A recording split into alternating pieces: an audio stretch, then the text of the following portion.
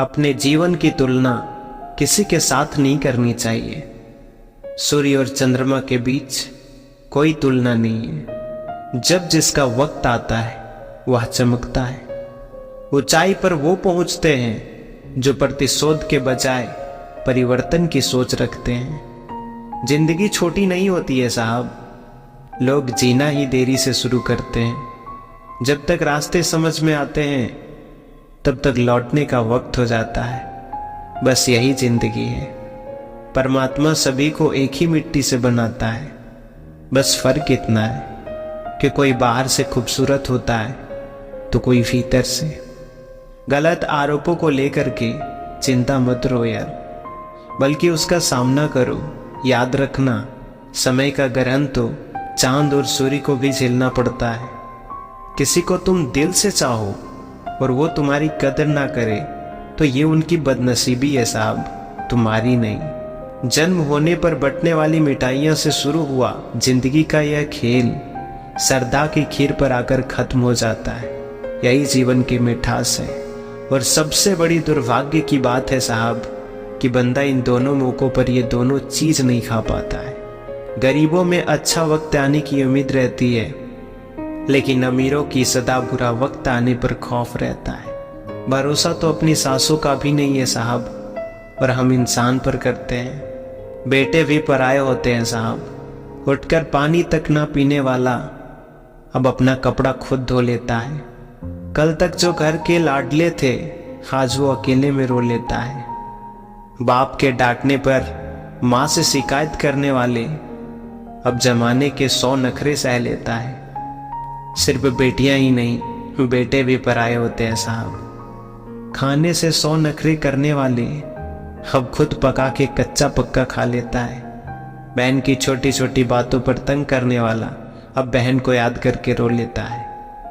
माँ की बाजू पर सिर रखकर सोने वाला अब बगैर बिस्तर के ही सो लेता है। सिर्फ बेटियां ही नहीं साहब, बेटे भी पराये होते हैं।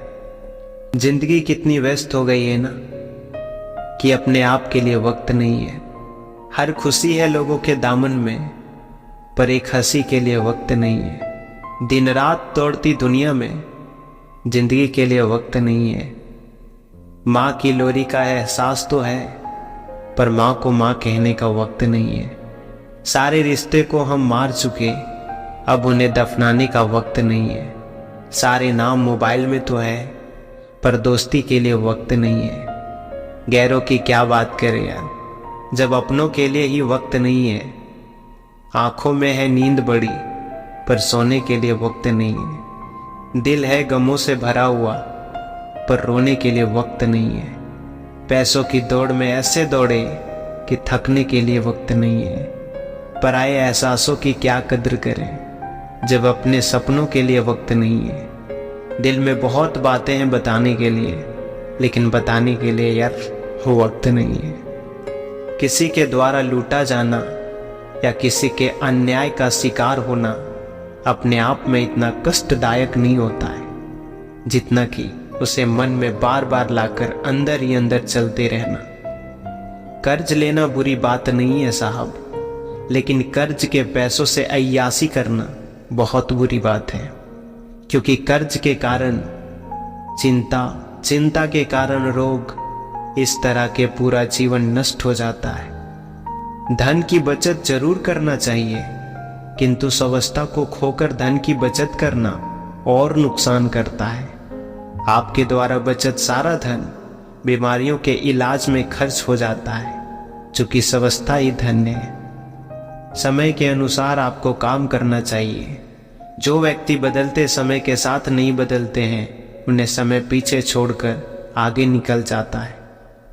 काम छोटा या बड़ा नहीं होता है, इसकी कभी चिंता नहीं करनी चाहिए, ना ही इस पर शर्म करना चाहिए। हो सकता है कि कोई छोटा काम ही आपको बड़ा बना दे। अपना दर्द सबको ना बताओ साहब। मरहम एक आधे घर में होता है, नमक घर घर में होता है।